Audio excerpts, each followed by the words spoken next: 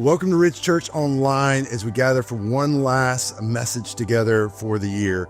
We as a church have decided through the years to take 2 Sundays off, and the last Sunday of December is one of those. It's just one of our ways of saying thanks to all the incredible volunteers and the staff that give so much of themselves, so much of their time, so much of their energy to make our environments happen and our church what it is. And so we hope you have some great time with family. But we wanted to take just a moment to look back before we look forward to 2025. There was one series that we did this year called The Way of Jesus, and I wrapped up this series with a message called The Way of the Well.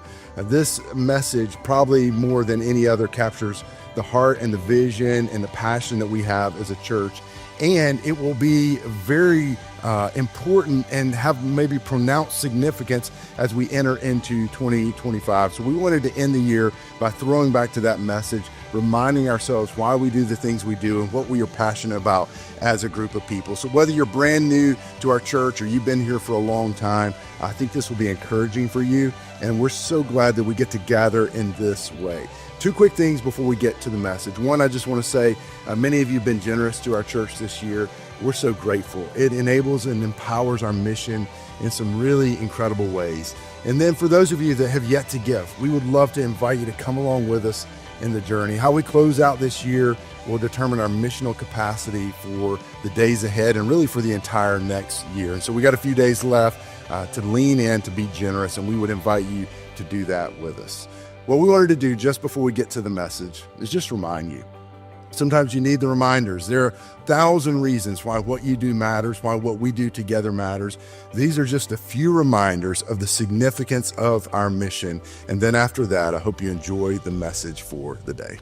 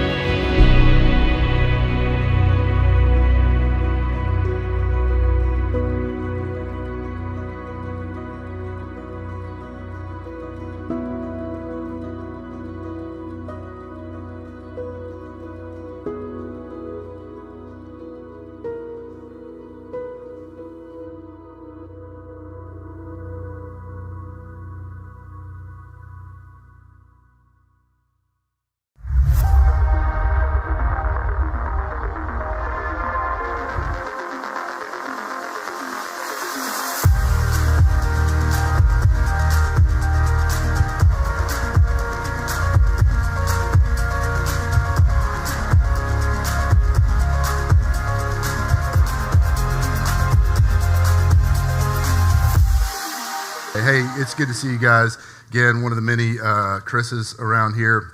And if you're new and I have not had an opportunity to meet you at some point, I would love to do that. And so for those of you that have been around for a long time, welcome back. I think you picked a great day to be here. So let me start with this. How many of you guys remember these far-fetched, never could possibly happen, end of the world takes movies where artificial intelligence ends up becoming self-aware, and they're like, see humanity as a threat, which that part's plausible, right? And then they take over the world. You guys, you remember those, like really circa 80s, 90s, they started to become mainstream. So what's the first one that comes to your mind? Terminator. I heard iRobot. So Terminator, I thought, I don't know if that one spans generations, but I actually think it's the most popular. I tested it on my 13-year-old daughter. I said, hey, Brinley, do you know what Terminator is? And she went, yeah. I'm like, oh, okay. I said, well, what is it? She said, well, it's like a dystopian end times movie. This is, quote, dystopian end times movie where an artificial intelligence takes over. I'm like, okay, you know what it is. All right. I've been to school before and again. So I heard iRobot. What were some of the others? Blade Runner. I heard. You guys are all talking at the same time. I love it. It's like if I'd asked a question about Jesus, it'd been crickets. It's like, hey, let's talk about Jonah. I don't know where that's. Say it again. All right, so that's the OG. That's the OG. War Games is the original. Some of you are not old enough to appreciate that. It was an analog world. It could never happen. But anyway, so let me tell you a couple of statistics on AI that will be intriguing to you. So I found this week. AI is expected to create 33 million new jobs by 2030. Now, that sounds like that's forever away. That's 6 years away, just in case you were wondering. Listen to this. This is crazy. By 2030, AI will contribute $15 million to the global economy. Did I say million? Billion. I'm sorry, trillion. $15 trillion to the global economy. Now, by 2030, 30% of the work hours, this one maybe scares a little bit, 30% of the work hours across the U.S. will be AI automated, artificial intelligence. So let me say this again. You remember when there was these crazy far-fetched ideas that AI could take over the world, and we're like, that could never happen. Those were the good days, weren't they? We live in a crazy, fast-paced world. It's developing, it's changing in front of our eyes. There are things that we would have never dreamed of that are actually the reality in which we are living. Now, I don't have to convince you of this, but perhaps a couple reminders as we get started today. If I had told you 20 years ago, 25 years ago, that the two largest taxi services in the world, Uber and Lyft, wouldn't own a car, we wouldn't have a category for that. If I had told you that we would have self-driving cars, aside from Knight Rider, we wouldn't have had a category for that either. I hear you children of the 80s and 90s laughing. I heard that. If I had told you, hey, there's going to be this company called Amazon, and they're going to pretty much be able to deliver anything on the planet to you within a day, we were like, that's not possible because I just wrote a letter to my pen pal, and it's going to take them 3 weeks to get the letter, right? Then and now. That's the truth. Like, we don't have a cat. My wife and I literally ordered something maybe last week off Amazon. Let me just rephrase that. Every day off of Amazon. And we got home and the package beat us home. It was on the doorstep waiting for us. Like if someone had told you years ago that we have the technology to do that, it just wouldn't even seem possible.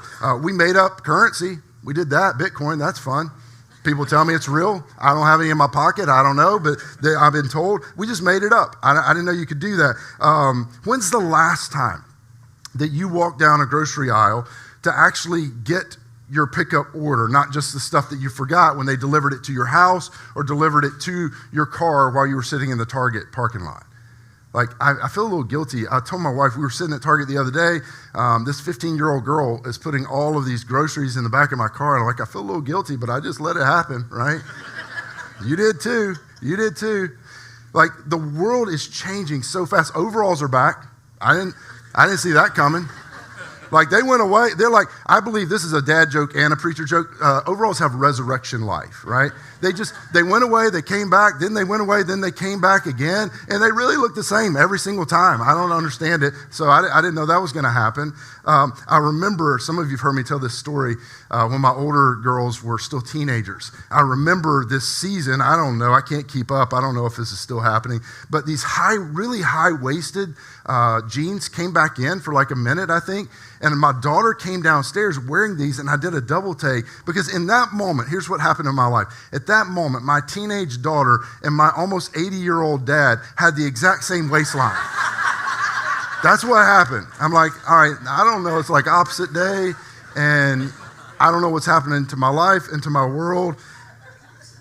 Things are changing. We live in a rapidly changing world. Now, some of you haven't heard anything I said because you're like, he's got a visual illustration. All right, how many of you know what this is? This is artificial intelligence. It's a parking meter. All right, so I grew up in Athens, Georgia. Go Dogs. I didn't get anything from that. On the front row, Roll Tide, they're always available for me. Hecklers. All right, so in Athens, Georgia, some of you heard me share this before. This one actually takes dimes. It takes a nickel, a dime, and a penny, all right? It's old school. So when I was growing up, all you needed was a pocket full of pennies, downtown Athens, and you could enjoy the entire day. This is it. You just put a couple pennies in, you enjoy the entire day. You could experience everything that Athens had to offer, and we did many times.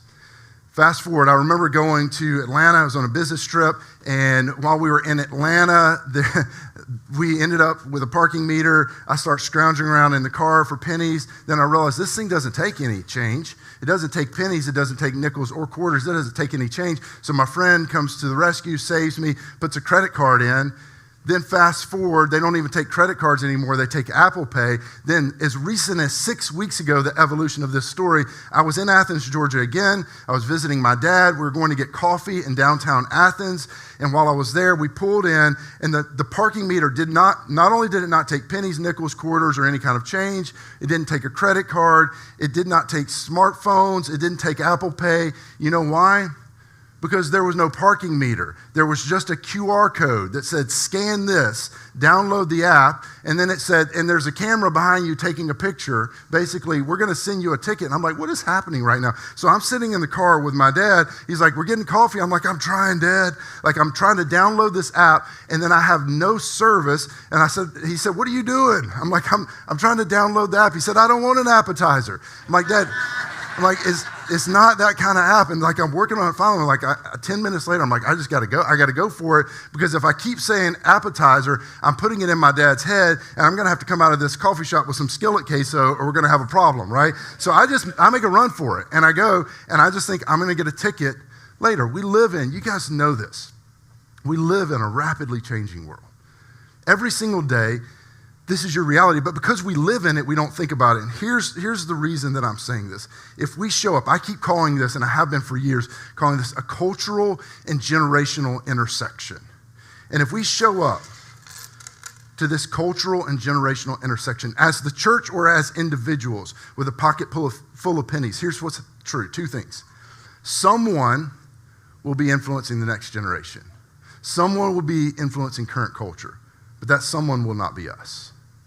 Because we live in a changing world. To think that the church, this thing that was meant to span generations, has spanned generations, but to think that the church can live in this kind of vortex of a rapidly changing world and employ the exact same methods that we had 10, 20, 30, and 40 years ago and still have effectiveness in our mission, quite frankly, is nuts. It just doesn't make any sense, yet that's what we do. Double down on the same thing that we've done in the same way that we've done it. I don't want you to miss this. What if we have a church system or a church model or a church method? We've been talking in this series about the fact that we all have a way of doing life. Your family has a way of doing life. Churches have a way of doing life. What if we have a culture? What if we have a way of doing things that is perfectly designed for a culture that no longer exists? And what if we just keep doubling down, saying that's what we're going to do? We're going to push further. Again, if we show up to this moment in culture with a pocket full of pennies, someone will influence this generation, but it won't be us. So as we wrap up this series, The Way of Jesus, been a challenging series, been a good series, but I want to invite us in this last installment just to take our cue from Jesus, from his example, really in a very specific thing from a very specific story. But I want to warn you, hearing this will not bother you at all today. Like what I'm going to talk about, like you'll kind of amen in your head. If you're an amen person, you'll agree, you'll nod, you'll understand it. This won't bother you to hear it. But doing what Jesus models, if we actually say, hey, I'm not just going to hear that and applaud that and think that's fun, but actually doing this will make some of us, many of us, perhaps all of us, extremely uncomfortable. But I'm just telling you, the passage of Scripture we're going to look at today, this story that we're going to look at today has profoundly shaped my life. Is shaping my life and has shaped my life, and it has made a huge impact in the way that we think about church, the way that we think about our community, and so I hope that it's going to be the same for you today. So this story comes from a guy by the name of John. For those of you that know John, John self-proclaimed, I love this, if you read the story, John says, hey, I was Jesus' favorite. Like, you know, you tell your parents that, like, I'm the favorite child. Like, your parents told all of you that you were the favorite, right? He says, I'm Jesus' favorite. Self-proclaimed, he's like, I'm his favorite one, but he was one of the inner circle of Jesus, traveled with Jesus, saw like literally stood at the crucifixion with Jesus' mother, at the end of days taking care of Jesus' mother. He was very, very close to Jesus. And so what we're looking at here, just like previous installments of this series, you're hearing it from an insider, someone who this wasn't just theory for them, they literally experienced this. So we're going to look at John chapter 4. Jesus is traveling from a place called Judea to a place called Galilee, and we find this interaction between Jesus and this Samaritan woman at a well that we know of that's called Jacob's Well. And for the sake of time, I'm just going to overview this, and I want to draw your attention to some really high-level takeaways, but I want to say this. Please go back and read this for yourself. John chapter 4 is so rich, and we're not going to hit every single detail of it, but it literally is one of those stories in the Scripture that I believe you can read over and over and over again, and something new come alive every single time. So we're going to start off John chapter 4, verse 4. This is how the story starts. Again, Jesus is traveling from Judea to Samaria, it says, or Judea to Galilee. It says this: now he had to go through Samaria. Seems like a skip over it verse, right? Seems like a verse is just getting to the next verse, but it's actually one of the pivot points of the entire passage. When it says, now Jesus had to go through Samaria, the truth is Jesus didn't actually have to go through Samaria, at least not geographically and not even culturally. It wasn't the normal rhythm that anyone would have taken during that day. And let me explain it this way. Josephus, a Jewish historian, talks about this very idea. And he says that the pathway that Jesus took that day was an uncommon pathway. I have a map I want to show you. So this is what Josephus says. So if you can look at the red dotted line, this is the pathway that any Jewish person would have taken if they were going from Judea to Galilee. But especially any Jewish religious leader, which Jesus was. He was a rabbi. So this is the route, the red dotted line. Yet the green is the route that Jesus took. The normal, the common route was the red route, which you can see, it literally takes the wide turn around Samaria. Jesus is going to take the direct path straight through, which begs the question, why would the normal route of the day for the religious leaders, for all Jewish people, but especially the religious leaders of the day, to take the wide turn around Samaria? And the answer is simple. We are not the first generation to have racism. It's existed in every generation in human history. It's never been okay. It will never be okay. But this was a simple issue of racism and a complex issue of racism. See, the Jewish people, they believed that the Samaritans were half-breeds. They had a mixed up religion. They had a mixed up way of doing things, a mixed up way of thinking about life, afterlife, God, all of the things. And so here's what we have. Two things happening. This is so important. On one hand, you've got the religious leaders of the day that are taking the wide turn to route around who they are against.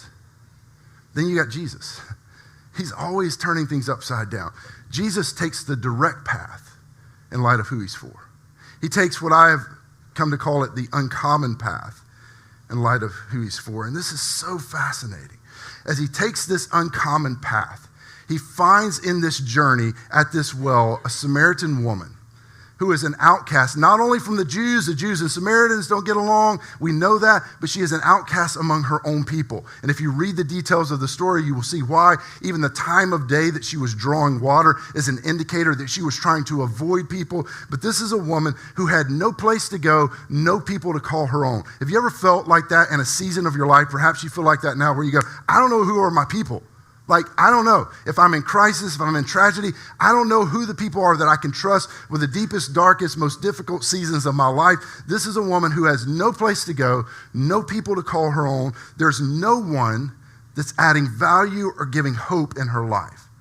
Her self-worth is shot.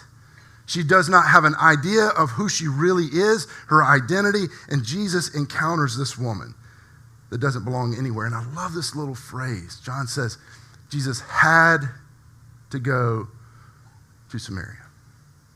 But he didn't. But he did. He didn't have to go because of geography. He didn't have to go because it was the routine of the day. But he had to go because this is what Jesus does. He encounters the lost and the least. He will reroute his path in light of who he's for every time. And this isn't just what Jesus did. This is what he does. Present tense. This is what he does. And when I say the lost, I don't mean that to be negative. I don't mean that to be demeaning to someone. We're just talking about people that are spiritually lost, people that don't know that Jesus has already found them. They haven't found that out yet. And we want them to discover that. Jesus always moves in the direction of those who are lost and the least, those that don't have a voice for themselves. Those that don't have power to take care of themselves, those that are helpless. Jesus always moves in the direction of those individuals. Which leads us to the first big thought from this passage. In light of who we're for, sometimes you have to take the uncommon path. And let me just, newsflash, I'm not just talking about the church. I'm talking about us, like individuals. And let me just tell you something about the uncommon path. You probably could just call it the uncomfortable path. Like sometimes this requires us to put ourselves in uncomfortable situations. I'm going to say this over and over and over again because this is an election year. Sometimes you're going to have to make yourself uncomfortable to love the person who's nothing like you, who voted nothing like you, who doesn't see the world like you. I'm not saying you have to agree with them, but you do have to love them because they are someone for whom Jesus died every time. Including you, including me. You can disagree with them, but you can't not love them. And sometimes the uncommon path is the uncomfortable path. Sometimes the uncommon path means that we don't pick up the religious mantra of our day, the religious systems of our day. Jesus was going against the religious systems. These guys were the spiritual pace setters. They were the ones that were giving the example. Everyone would follow in path to what they did, and Jesus carves a new path. He did not follow the religious mantra or the religious systems of his day, but he takes the uncommon path in light of who he's for. And if I'm honest, this sounds good, but it sounds overwhelming because, like, at the end of the day, isn't it true? Like, because we're for everybody, right? I mean, like, technically, the gospel, the good news of Jesus, is for everybody, right? So this feels broad. This feels ethereal. And while it's true that we're for everyone, this isn't particularly helpful, is it? Because here's what happens. When you're just for everyone, sometimes it gets diluted. You get overwhelmed and you end up not being for anyone. Because you're like, I'm supposed to be for everyone, but I don't know how to be. Like, we just get overwhelmed. And so several years ago, our leadership team, we sat down and we just said, hey, how do we, just for us as a church, how do we narrow the focus on this? Like, how do we get really specific? And this is not like I'm saying all churches and all places and all times should do this, but we just said for us, in this season of time, in this geographic region, and with what God has given us, we've got to dial it in. And we just said, hey, there are 4 groups, as we got laser focused, there are 4 groups that we are for. There are 4 groups that we're going to do everything in our power that when it comes to these 4, and there may be others, but specifically when it comes to these 4, we're going to do whatever we have to do to take the uncommon route to get to them. And the language has shifted and been molded over the years, but for the last pretty much 10 years, we've been laser focused on these 4. The first one is this. We say we're for lost sons and daughters. Again, we don't mean that to be negative because people that are lost, they don't know they're lost. That's the nature of being lost. When I wasn't in a relationship with Jesus, I didn't know that's the nature of it. But we say this all the time. We want people in this space, and I hope this is true of your life, not just true of our church, but whatever happens in your home is what's going to happen with all of us. But we want to create spaces and places and realities and relationships where with us, people can belong before they believe. And let me just be clear, I say this every time. This is not a bait and switch. If you're here, you're not a Christian, you know someone that's not, you invite them here, we want them to believe. I want you to believe because I think it's the best thing for your life. I think it's the best thing for my life. I want my children to believe, everybody that I care about. But here's what we're saying. We don't think belief should be a prerequisite for belonging because it wasn't with Jesus. We say all the time, and this is not original to me, we say that people who were nothing like Jesus liked Jesus. And Jesus liked them. Look at who he hung out with. He hung out with people that didn't believe in him all the time. Usually by the end, they believed in him. Why? Because he gave them a place to belong. We say we're for the marginalized. Listen, guys, we're for the marginalized and those who are for them. Organizations, individuals. We want to stand in the gap. We want to get behind them, be the wind in their sails. We have to be the voice for the voiceless. We have to lend our power, the things of authority that we've been given, the affluence that we've been given. If that's your reality, we have to lend that to others. We say it this way. We say we want to do for one. You'll see it plastered all over our walls. Like we want to do for one what we wish we could do for all. We can't do everything for everyone. Same way, sometimes that immobilizes us. You're like, it's overwhelming. But we can do something for someone. We can't pick up every Title I school in the city, but we can pick up one. Maybe eventually we can pick up multiple. What if every church picked up one? We're going to do for one what we wish we could do for all. We have a few organizations that are stepping into those spaces, and we say, hey, we're going to put wind in their sails as they speak into the lives of the marginalized. We say we're for the community. This is big. It sounds like something a church should say, but this is really a big passion for us. When I say the community, I mean all of it. Like business leaders, marketplace leaders, families. We're for the community. We say it this way. We want to be the best church for the city. One time I had worship leader was relatively new to the stage, and he said, hey, we want to be he said, we're the best church in the city. And I remember just kind of cringing. I'm like, no, number one, we're not.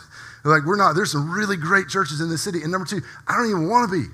That's not even my goal. That's not our goal. I don't think that was the goal of Jesus. But here's the reality. Being the best church for the city, that's the aroma of Jesus. Here's what we're saying. We think when we're blessed, we should raise the water level for everybody.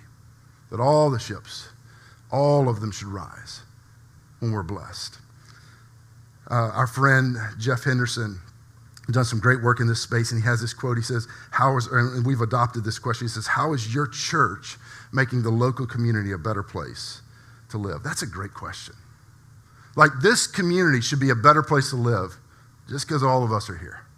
Because we're aiming at stuff, making a difference collectively together. The fourth group that we're for is we say we're for the next generation. Listen, we want to unapologetically, we want to partner with families. It's hard. What you're doing is hard. For those of you who have children, have grandchildren in this generation, we want to partner with you. We want to speak into the next generation. One of the things that we say is this, and we mean this, we want to hand the church off one day to the next generation in better shape with more influence. And to do that, let me just tell you what's not going to happen. You're not going to show up to the party with a pocket of pennies because we're in a rapidly changing culture. We don't want what we're doing to end with us. It can't, shouldn't. So I want to point out one more thing in this story. Again, this is high level. I hope you go back and spend some time in John chapter 4 or read it for yourself. But this is so simple, but often overlooked. And when I saw it, again, this revolutionized the way I think about my life, the way we think about church. Jesus could have preached 1,000 great sermons. And his sermons are great. They are.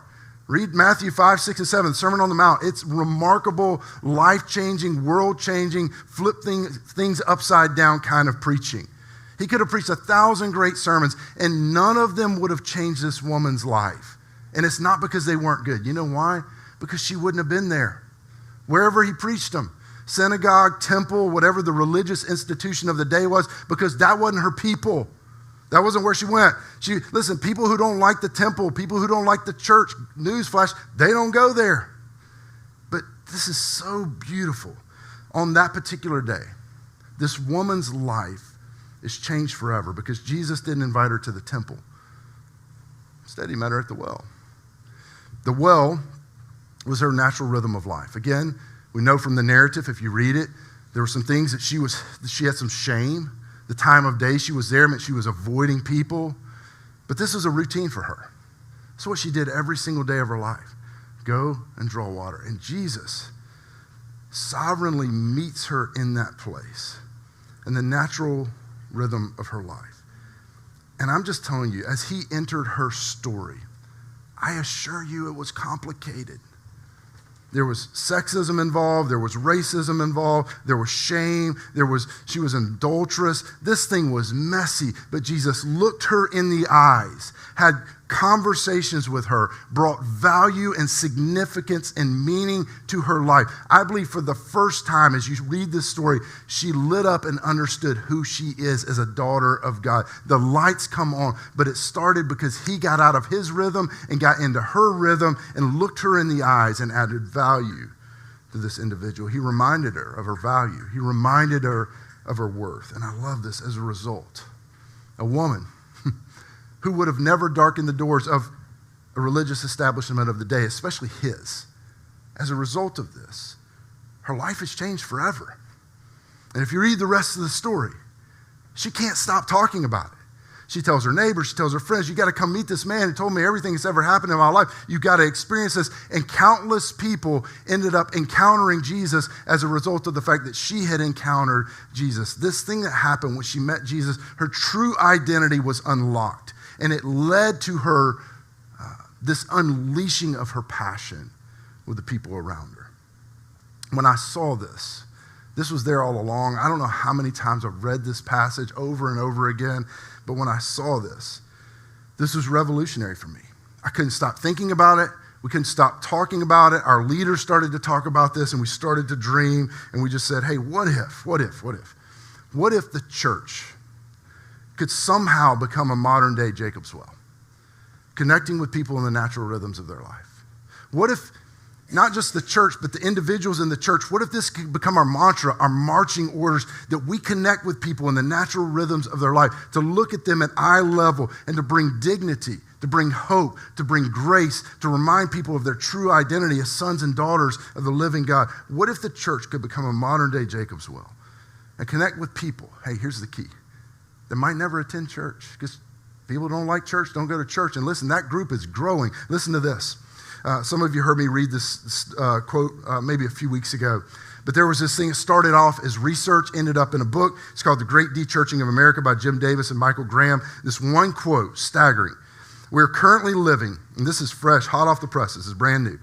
We're currently living in the largest and fastest religious shift in U.S. history. Some 40 million adult Americans who used to go to church at least once per month now attend less than once per year. This shift is larger than the number of conversions during the First Great Awakening, the Second Great Awakening, and the totality of the Billy Graham crusades. So here's the thing.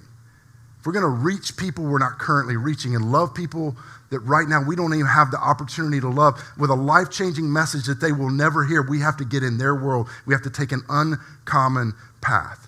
Or we could just keep pushing ahead, saying, no, this is how we've always done things, and keep exercising futility and bring something to this perfectly designed for a culture that no longer exists. And so we started asking the question, what would it look like?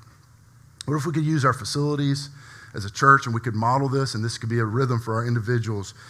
What would it look like to take the 50, 70%, any average church, of our facilities that aren't used the majority of the week, and flip those things around to engage the people that we are for in the natural rhythms of life? And if it doesn't engage the people we're for, what if it could support the people that we're for? And so this is what we introduced probably 6-7 years ago. It's called Nexus. Some of you don't even know about it, but we call it the Nexus Project. Nexus is simply a connection of two important things. It's the intersection. For us, the intersection of the two important things was the intersection of the community and the church. And we wanted to blur the lines of where the church leaves off, the community begins, and vice versa. And so we just started to try. We said, man, it was uncomfortable. It's so disruptive in so many ways, but we started a co-working space that would double as our student ministry space. It became the first co-working space in Matthews, Nexus Co-working Event Space. We created an event space. We created a preschool because we wanted to partner with families that were either in the third or fourth graduating class. I'm getting ready to do the graduation for them here in a couple of weeks. Waiting lists every time that they sign up again. We have a cafe that meets in our space, and then of course a church. And the goal of all of this, and this is what Jesus said, what can we do with the facilities we already have and the time and space that's already available? How can we use that to engage in the natural rhythms? How can we become a modern day Jacob's well? And the goal of this was not to have some cool new thing that we could brag about. The goal of this was incarnational. The goal of this was to connect with people in the natural rhythms of life in hopes they just get a taste of kingdom culture. We don't think drinking a coffee or dropping your kid off for preschool or working at a co-work is going to change your life, but maybe you just get a taste of a group of people with a kingdom ethos that are doing things a little different, that are loving you a little different, that are adding value to you in a little different way. And just maybe it'll be the entrance to a conversation where eventually we get to introduce people to the hope of Jesus and the reality of Jesus. That's where it's been. I'm going to show you a couple pictures of where it's going. So I haven't shown these pictures. This master plan was approved with Matthews back a long time ago. And so COVID hit. You guys remember that? That hit and changed the world. And so since 2020, I have not talked about this. But what you're looking at, this is the building you're sitting in currently. This is the co-working space next door and cafe, student ministry space. Every single thing in our facility has a dual usage. And so all of this is the master plan of what we want to add. And so we want to activate the front lawn. We want to have a pocket park, all these things. And again, what we're constantly asking are what are the natural rhythms of people's lives? Who are the people we're for? And how can we create intersections in that? And so we're talking about more things. How do we build not bigger buildings, but how do we build a bigger and better well? That's our dream. We have zero interest in buildings. I have a lot of interest in building wells. And so this is a dream. Again, we're not actively in this project right now. We laid it down in 2020, but here's what I believe. We're on such a fast growth track right now. So much life change. So much is happening. I feel like there's a really good chance that this is going to be the conversation that we have to have when it comes into next year. And so this is where it's headed. There's a few more pictures that we'll show there as well. And I just want to kind of land the plane this way. There's so many things that you can take away from a passage of scripture like this. I want to give 3 kind of high-level takeaways, just reminders. One of them is simply this. And again, this sounds like church talk, but this is individual talk because the church is just people. And how we come together collectively forms our identity as a group of people. And so one of the things that's a takeaway is I want our posture. And I think our posture has to be for, not against. Even with people you don't like and you disagree with. And let me just say, sometimes you got to draw a line. Sometimes you have to take a stand. Sometimes you have to have a difficult conversation. I'm not saying that you don't. Jesus did that. But I'm telling you, his posture was always, what he came against was always in light of who he was for. So let me just ask you, the next time you want to grab the microphone for who you're against, just let me ask you, who are you for on the other side of it that's driving what you're against? Our posture has to be for, not against. The second thing is this, in light of who we're for, sometimes we have to take the uncommon path. I wonder what it would be for you. Like when you think about your neighbors, coworkers, friends, family, like what's the uncommon path? What's the thing? Like maybe you've been trying the exact same approach, but maybe it's like, hey, less words and more love. Like, man, you've been trying to convince them with apologetics, but maybe you just need to serve them so well that one day they're like, these people have served me so well that they now have a voice in the conversation. What's the uncommon path? I don't know. The third thing is this. We have to meet people where they are. Jesus was so good at this. So much of what we do as a church, we want people to meet us on our terms. We got to figure out how to get in the rhythms of people's lives, not because we want something from them, we want something for them. To get in their lives and meet them where they are. Remember, Jesus didn't invite her to the temple or the synagogue. He met her at the well. So as we close, simple invitation. If you're here, if you're listening to this, listen to the podcast, and you're not a follower of Jesus, maybe you're not sure if you're a follower of Jesus. Maybe you say, hey, Chris, I think I used to be, and I'm not sure if I am because like stuff happened in your life. And you're trying to figure it out. Some of you are like, I've got questions. I'm not sure I want to be. If you're not a Jesus follower, I just want to say this. I hope you become one. Because look at the leader. Look at Jesus. He would do anything to come out of his rhythms, to look you in the eyes, and to add value to your life. To remind you that you are worth something. To remind you that you are not the sum total of what has happened to you, but you are bigger than that. The leader of this whole thing, Jesus, is worth it. And I'm just telling you, Jesus won't disappoint you. Even if some of us, as his followers, do, Jesus will not disappoint you, so I hope you'll become a follower of Jesus. And here's what I think. That thing that happened to this woman at the well when she encountered Jesus, where her life was changed, I believe that can, and I believe that will happen to you as well. If you would call yourself a believer, you say, hey, I believe in the resurrection. I believe in Jesus. I want to invite you to follow. Don't just stop at believing. It's great stories every Sunday. It's good, Pastor. What we're going to eat? Yeah. Like, follow. This is the invitation for my life, too. It's not just yours. When you bump into the way of Jesus and encounter your way, then what would it look like to follow his way, not just believing? The invitation of Jesus was not just to believe. That was the on-ramp. The invitation was to follow the ways of Jesus. Specifically, today as we end this series, talking about this, what would it look like to follow Jesus in the uncommon, sometimes uncomfortable path to love people who are nothing like us, to reach people who are nothing like us, to bless people who are nothing like us? What would it look like? This is the way of Jesus. Jesus would say, hey, this is just how we do things around here. I would say as a church, this is just how we do things around here. Let me just tell you, it gets messy. Last thing is this, as a church, I just want to invite us, and this is hard for me, I just want to invite us to loosen our grip on preferences. Like, isn't it true that we all have a way we like things being done? Like, we like certain songs, we like certain music, we like things to look a certain way. I do too, we all do. But if we could just loosen our grip on our methodology, loosen our grip on our preferences, because the last thing in the world we want to do is have a church that is perfectly designed for a culture that no longer exists. So here's my invitation.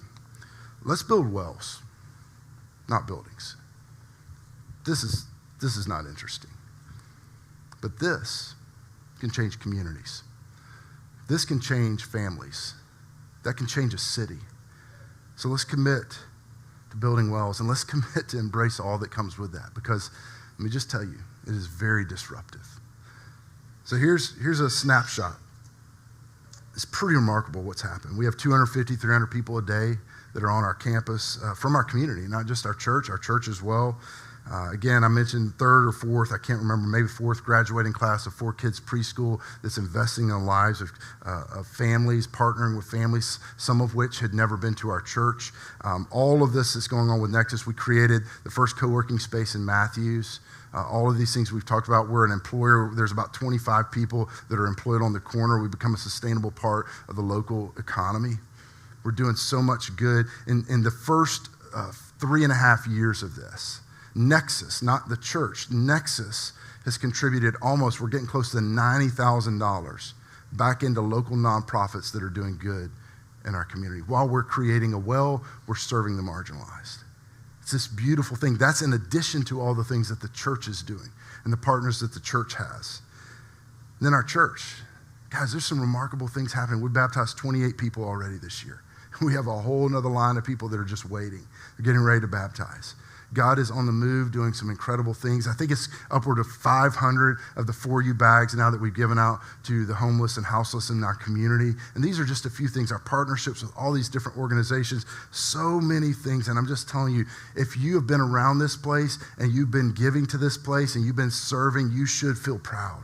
And if you're new to this place, I'm telling you, this is an incredible community, not because I lead it, but because of the heart of the people sitting in the seats next to you. But here's my last challenge. Don't just be proud, be a part. I remember coming to an intersection in my life where I had so much hero worship from my dad. My dad's one of the most generous people I've ever been around. But I came to a point in my life where I had to realize, am I going to continue to be proud of my dad, or am I going to take part and let this become my life?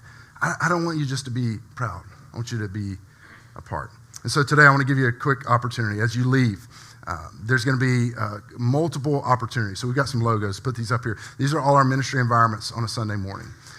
Today is a free pass. We want you to be here. We want you to experience it. If you're a guest with us, we're glad you're here. Don't want anything from you. If you are ready to take a step, there's 2 ways that you can drive this thing, this vision, this stuff that we're about as a church. You can be generous with your resources, and you can be generous with your time. And so for some of you, you've been thinking about serving with one of the teams. These are the teams that make all of our Sunday mornings happen. We have so many things that happen outside of Sundays. Today, we're going to have tables outside. If you've been interested in a conversation, you don't have to sign up for anything. You can just walk by and say, hey, tell me a little bit more. I want to talk to someone. So there'll be representatives at all the tables. You can talk to them, learn what it's like, what the commitments are, all that kind of stuff. And again, if you're not ready today, whenever you're ready, they're still going to be there. And we are growing fast, and we need people in every single one of these areas. And so we'd love for you to take a step. Maybe you can just sign up and say, hey, I want to come shadow on one of the environments. Or maybe it's just like, hey, I just want to have a conversation. I'm not in yet. We would love to do that with you guys. And I just want to say again, greatest privilege of my life, aside from being a husband, getting to raise my kids, is being a part of this church and what God is doing. And it's so much bigger than me, the capacity and the potential. You guys, we have people from all over the country that are asking us what we're doing with this. So many of you didn't even know we were doing it, but you've been innovators. You've been willing to take the uncommon path. And I just want to say thank you, thank you, thank you. And I hope that we can model this not only as a church, but in our individual lives as well. Let me pray for us. God, take all of this. Do whatever you want with it. God, I just pray that for the individual this morning, that the thing that they needed to hear was that you're willing to look them eye level at the well, right where they are. That the shame, the thing that they feel that made them feel that you would never come into contact with them, that none of that's real. Maybe that's the thing that someone needs to walk away with today. God, for some of us, it just needs to be a resurgence and a reminder to hold loosely the things that you have placed in our hands. God, maybe for some of us, it's just reigniting a passion to introduce the people that we know and that we care about to your unfailing love. God, whatever it is, I pray that you would do it for your glory and for your kingdom. God, I pray that we would be carriers of the culture of your kingdom. And I pray that you would give us courage today, not just to believe in something, but to follow someone. We love you. In Jesus' precious, powerful, and matchless name we pray. Amen. Thanks for joining us online this week. We will see you Sunday, January 5th for a brand new message at 9:30 or 11 a.m. Have a great week.